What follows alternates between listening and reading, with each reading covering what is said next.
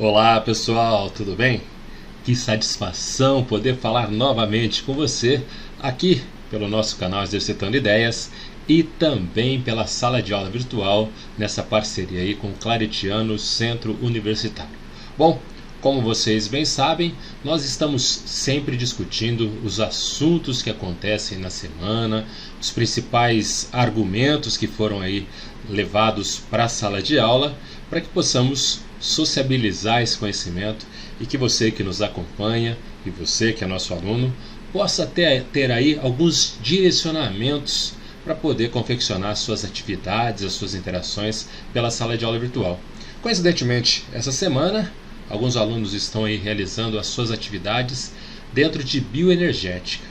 E tanto na nutrição quanto os alunos da educação física, eles estão aí alinhados com esse grande assunto que aguça muito do conhecimento, que é a interação entre a nutrição e o exercício.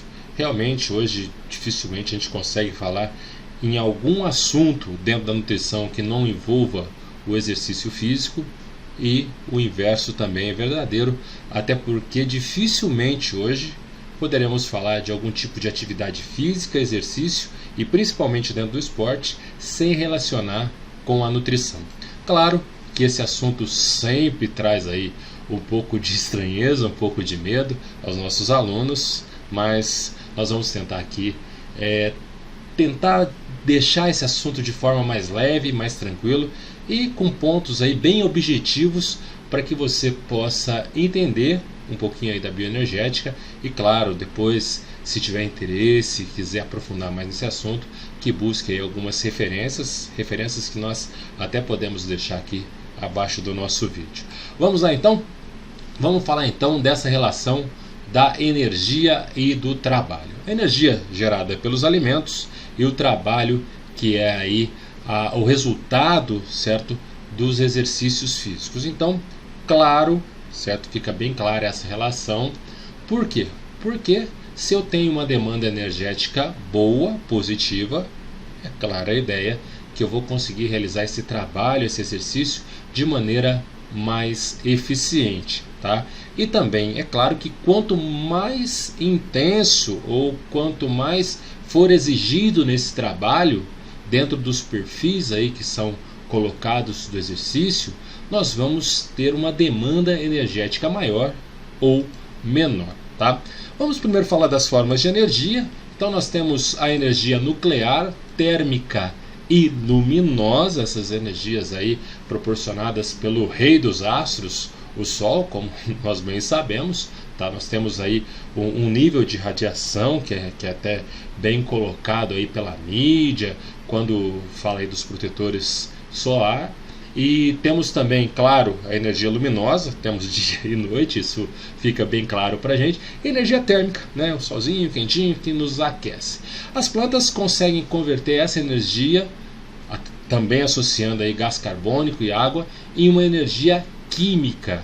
E os seres aí, os mamíferos, os seres vivos que se alimentam dessas plantas, eles precisam da conversão dessa energia na energia mecânica através de impulsos neurais elétricos, tá? Que vão transformar aí o movimento, que vão fazer com que exista realmente a mecânica da função energética, que é o ponto dentro das formas de energia que mais nos interessa, porque é clara a ideia também que essas energias aí, essas formas de energia, elas não acontecem de maneira isolada, elas acontecem de forma intercambiada. Então, uma sempre bastante relacionada com a outra, até porque essa é uma lei da termodinâmica. Só para entender, eu fiz uma animaçãozinha aqui, espero que fique claro para vocês. Então, tem lá o Sol, certo? Através do Sol, ele provém a energia nuclear, tá? Essa energia nuclear, ela avança sobre a Terra de forma térmica e luminosa. O Sol nos dá luz e dá calor. As plantas aproveitam essa energia associando aí água e gás carbônico para a produção de energia química, que é o que faz com que a planta sobreviva. Os seres que não produzem seus próprios alimentos, eles se alimentam desta planta, tá? E aí, através disso, com impulsos elétricos, através de sistemas neurais, eles produzem a energia mecânica. No caso do homem, ele se alimenta não somente desses seres autótrofos, que são as plantas, como também de animais que se alimentam exclusivamente de plantas, como os bovinos, por exemplo, que se alimentam dessa planta para gerar essa energia mecânica, tá? Esse ciclo todo faz com que o resultado final seja realmente a geração de energia. Existem duas leis em termodinâmicas. Em termodinâmica a gente vai deixar isso só como pontos de pauta, não vamos entrar nessa discussão, mas a primeira lei de termodinâmica, ela mostra que a energia não pode ser criada nem destruída, mas passa de um estado para outro, de uma forma para outra. Tá? Isso é bem claro, mesmo a companhia de energia que nos fornece a energia elétrica, ela transforma um tipo de energia em outra energia. E a segunda lei de termodinâmica é uma lei que a gente às vezes não para pensar, que durante todo o tempo nós estamos aí demandando ou gastando essa energia. Então a transferência de energia, ela não cessa, ela é um processo espontâneo que sempre se direciona para redução aí, ou para diminuição desta energia. Então, clara a ideia que qualquer pessoa que deixar de se alimentar, mesmo que ela fique ali paradinha, mesmo que ela esteja no estado basal, ela está o tempo todo consumindo esta energia. Dentro da bioenergética, então, que é o assunto desta aula, nós vamos falar o quê?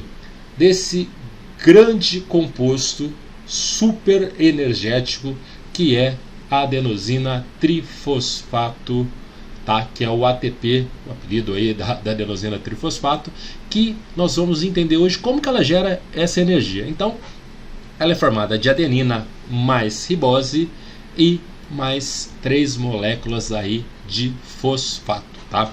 Então, através aí dessa adenosina mais 3-fosfato, nós temos então adenosina trifosfato, que ela tem o seu processo de geração de energia com um nome aí que chama desfosforilação, tá? Nesse processo de desfosforilação, nós temos ele realizado por hidrólise. Então a quebra é feita pela água. Como que ela é feita? Mediada então por uma enzima, a ATPase, que quebra um desses fosfatos aqui e gera a energia. A partir daí, esse ATP, ele perde, certo, um fosfato e vira ADP, adenosina difosfato. E temos então que ter sistemas eficientes para ressintetizar, para que a gente consiga de novo agrupar essas moléculas de ATP. Nós temos dois sistemas aí que não necessitam de oxigênio, ou eles ocorrem sem a presença do oxigênio. Sistema anaeróbio alático, também chamado de fosfocreatina, sistema dos fosfogênios, ou creatina fosfato. O sistema anaeróbio lático, certo? Também glicólise anaeróbia. Nós vamos ver que nesse sistema o carboidrato, a glicose, é o substrato energético exclusivo. E por que lático? Porque nesse sistema é o sistema onde há a produção do ácido lático, tá? Temos também o sistema aeróbio ou oxidativo, que, como o próprio nome diz, acontece na presença de oxigênio. Tá? Vamos falar então do primeiro sisteminha, o sistema anaeróbio alático, um sistema muito simples, onde nós temos como principais exercícios aqueles realizados em altíssima intensidade e baixíssimo tempo, tá? Então, grande intensidade com pouco tempo, porque o sistema é muito simples. Então, a creatina fosfato, tá? Através da creatina quinase, ela é aqui associada ao ADP. Então eu tenho um fosfato, que é esse fosfato aqui, que se associa de novo ao ADP, adenosina difosfato, e forma um ATP, tá? O que sobra então é essa creatina. E daqui a gente já traz aí uma característica da suplementação de creatina, onde ela é direcionada para esse tipo, então, para esse perfil de exercício. Exercícios realizados com alta intensidade e curta duração, como é o caso aí do exercício de força na musculação, onde eu tenho uma alta intensidade na contração muscular e é realizado então em pouco tempo. Então traz aqui, mas está vendo como que a bioenergética é bastante interessante? Aqui nós já temos então uma associação com o suplemento creatina, e aqueles que são praticantes de exercício físico fazem uso deste suplemento quando necessário, justamente para este perfil de exercício, que são os exercícios realizados com alta intensidade e curta duração. Nós notamos que o fator limitante, o fator que faz com que esse tipo de ressíntese de ATP seja limitado, é justamente a redução, certo? O ATP vai reduzindo conforme a creatina fosfato também vai reduzindo. Então, a disponibilidade da creatina fosfato dentro do corpo, ela que é o fator que vai limitar então para que este processo de ressíntese aconteça ou continue acontecendo, tá? O outro sistema, que é o sistema anaeróbio lático, como o próprio nome já diz, a produção de ácido lático, também chamado de sistema glicolítico, justamente porque a glicólise anaeróbia é feita aqui na produção de ressíntese de ATP. Então nós notamos que nesse sistema o glicogênio ele se degrada, nós temos fosfato aqui também, e temos como produto final lá o piruvato ou o ácido pirúvico. O que acontece com esse piruvato? Ele se transforma em ácido lático por quê?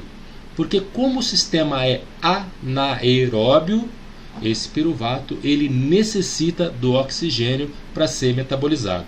E onde ele vai ser metabolizado? No sistema subsequente, quando ele entra na mitocôndria, no sistema onde há a produção aeróbia, onde há o oxigênio, tá? Então o oxigênio ele vai conseguir metabolizar então esse piruvato, que vai ser convertido então na mitocôndria, vai ser catabolizado e vai gerar então mais energia. Esse sistema de aeróbio, esse sistema onde há o oxigênio, ele é o sistema onde eu tenho alta produção de ATP. Nós vamos ver um gráfico aqui agora, ó, o que acontece no sisteminha, no primeiro sistema, certo, da creatina fosfato. Ó, é um sistema imediato, tá? Um sistema onde realmente nós vamos ter um perfil de exercícios realizados em até 30 segundos, tá? Como nós já dissemos, altíssima intensidade e curtíssima duração. Sistema, nós temos depois um sistema onde nós temos a produção do ATP exclusivamente pela glicose, que é o sistema feito a curto prazo, de exercícios que vão durar de 30 segundos até 2 minutos, que aqui é a glicólise anaeróbia ou o sistema anaeróbio lático, onde há a produção de ácido lático. E por fim, o sistema oxidativo, esse verdinho aí, ó, sistema oxidativo, ele tem duração superior então a 2 minutos, um sistema onde o piruvato entra na mitocôndria, é convertido e aí proporciona uma produção alta de ATP. Esses exercícios são realizados em duração maior e com intensidade menor, tá? Notamos então que esse é o sistema de longo prazo. Pessoal, às vezes, só para que possam aí fazer um resuminho, fica um pouquinho assustado com tanta informação, mas olha que legal, ó. Fizemos um quadro aqui, um quadro que até pode ser utilizado aí nas suas atividades, tá? O sistema energético, então, anaeróbio alático, que não tem produção de ácido lático, certo? O sistema imediato, ele tem como principal substrato a fosfocreatina, não utiliza oxigênio, não produz ácido lático, tem como aqui intensidade de duração, altíssima intensidade e curta duração, aqui algumas atividades que podem ser realizadas dentro desse sistema. 50, 100, 200 metros rasos, natação de 50 metros, levantamento de peso, realizados em até 30 segundos. O sistema glicolítico tem como principal substrato exclusivo a glicose, que é um carboidrato, não utiliza ainda oxigênio, produz ácido lático, lembrando que o piruvato ele precisa de oxigênio para ser convertido, como ele não é convertido, ele se transforma em ácido lático. Feito em intensidade de durações moderadas, exercícios de 30 segundos até 2 minutos, aqui algumas características, a corrida de 400 metros, natação de 100 metros, e essas atividades então que duram de 30 segundos até 2 minutos. E o sistema oxidativo, onde nós temos grande produção de ATP, utiliza os substratos energéticos, o carboidrato, a glicose, os ácidos graxos e os aminoácidos. Utiliza oxigênio, não produz ácido lático, são exercícios de duração aqui moderada, tá? Tem uma duração moderada e aqui uma intensidade curta, tá? Corridas de maior quilometragem aí, 1.500 metros, o ciclismo, atividades de duração maior, tá? Espero que vocês tenham gostado dessas explicações. Podem contar aí comigo sempre que precisarem. É sempre uma satisfação compartilhar com vocês essas ideias e falar para você que você aí que ainda não está inscrito no nosso canal, que se inscreva. Você que é aluno do Claretiano, que continue nos acompanhando. É sempre uma satisfação exercitar essas ideias e alimentar o conhecimento aqui, compartilhando com você. Até mais, fiquem com Deus e até a nossa próxima postagem.